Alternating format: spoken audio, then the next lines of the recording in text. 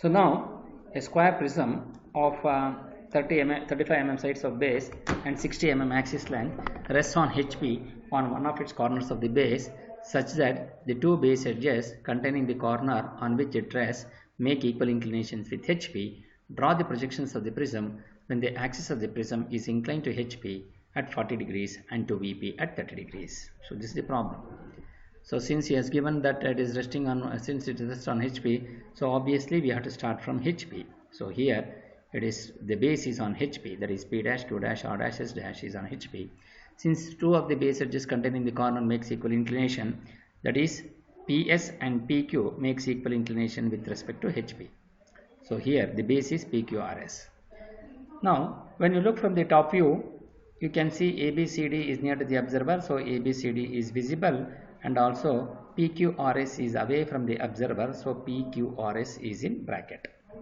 Now since O is the center, O is at the center of the square, so O is near to the observer, it is visible, and O1 is away from the observer, so it becomes invisible. So O is visible, O1 becomes invisible. When you look from the front view, the height of the prism is seen, which is 60 mm, so we are going to get 60 mm in VP. Now when you look from the front view, ABC is near to the observer, so A dash, B dash, C dash is visible, and D is away from the observer, so D dash is invisible. So O dash is hidden by the corner point of B, so B dash is, O dash is invisible. Similarly, PQRS, PQ and QR is near to the observer, so P dash, Q dash, R dash visible. S dash is away from the observer, so S dash becomes invisible. Since O1 dash is hidden by the corner point of Q, so obviously that becomes invisible. Though when you look from the front view, AP, BQ, CR is visible. So AP, BQ, CR is visible. So we have been darkened that. So this is the how the initial position of the prism has been placed on HP based on the condition given here. It is corners on one of the corners of the base is on HP. Now we will going to write the top view of the orthographic view. So here from a point you consider 45 degree with respect to this vertical line, and then draw an inclined line here on both the sides, and with A as center take a radius of, with P as center take a radius of 35, and you cut an arc on this side and also cut an arc on this side to get the point S and Q, and from Q you draw an arc of 35 mm here, and then from S you cut an arc to get this point R. Then dark them P to Q, Q to R to S, and S to P. Similarly, the top surface is ABC, you mark them ABCD, and O1 draw the diagonals with a thin line, don't dark them because it becomes a pyramid. So since you join them with a thin line, so you mark that point as O1. So O is near to the observer, it is visible, O1 is away from the observer, so it becomes invisible in the top view. Now project the PQRS to the XY line. So when you look from the front view, PQR is near to the observer, so P dash, Q dash, R dash is visible, and S is away from the observer, so S dash becomes invisible.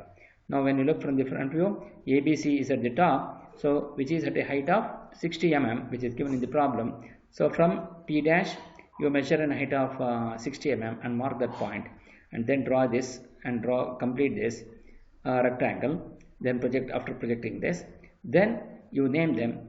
When you look from the top view, front view, ABC is near to the observer, so A dash, B dash, C dash is visible, and D is away from the observer, so D dash becomes invisible, and O dash is also becomes invisible. So since A dash to P dash is visible, you dark them, B dash to Q dash is visible, you dark them, C dash to R dash is visible, so you dark them. Similarly, A dash to B dash is visible to visible, you dark, B dash to C dash you dark.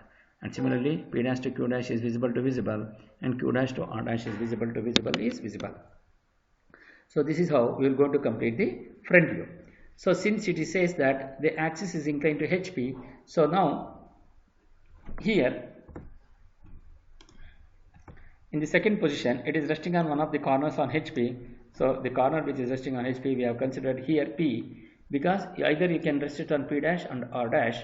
Since if you rest it on R dash, you have to rotate clockwise. Since if you are resting on P dash, you have to rotate anti-clockwise. So here, since A dash P dash is the longer edge, so this longer edge is parallel to O dash O1 dash. So naturally, if you rotate A dash P dash by an angle of 40 degree, then naturally O dash O1 dash will also be rotated by 40 degree. So you consider any point with P dash. So here, since the axis is inclined to HP, he has given the true inclination. Now we check here, O1 is the axis which is parallel to VP. So I am getting the true length here.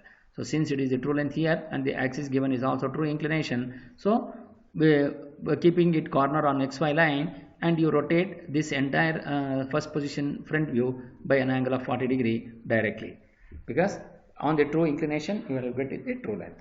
So consider any point P dash and you mark that point as P dash, and then from here, from this side you measure an angle of 40 degrees, and also from this side you measure an angle of 50 degree. So from P dash you join to that point and then you extend. Similarly from P dash you join to that point, then you extend here. So with P dash as center, by using the compass, measure the radius of P dash A dash. From P dash you cut an arc to get this point A dash. Similarly from P dash, measure the radius of P dash R dash. From P dash you cut an arc on this side to get this point R dash. Then with the same radius, from A dash you draw an arc. You measure the length from R dash to C dash. Again from R dash you cut a previously drawn arc to get this point C dash. Then name them and complete the rectangle P dash R dash C dash R dash and R dash C dash A dash. You join them. Then you measure the length from P dash to Q dash. From P dash you cut an arc on this, and similarly with same radius from A dash you cut an arc, and then name them B dash, D dash, O dash, and here Q dash, S dash and O1 dash, and then dark them to complete the front view of the second position, which is exactly the same as that of the front view of the first position. Then you draw a vertical, now you have to write the top view. Draw a vertical projector from A dash and draw a horizontal projector from A to intersect at this point A. Similarly, draw a vertical projector from B dash, D dash and O dash, and draw a horizontal projector from B to intersect at B, and draw a horizontal projector from O to intersect at O, and draw a horizontal projector from D to intersect at D. Similarly, draw a vertical projector from C and draw a horizontal projector from draw a vertical projector from C dash and draw a horizontal projector from C to intersect at this point C. Similarly, draw a vertical projector from P dash and draw a horizontal projector from P to intersect at this P. And similarly, draw a vertical projector from Q dash, S dash and O1 dash, and draw a vertical horizontal projector from Q to intersect at this point Q, and similarly from O1 to intersect at O1, and from S to intersect at S.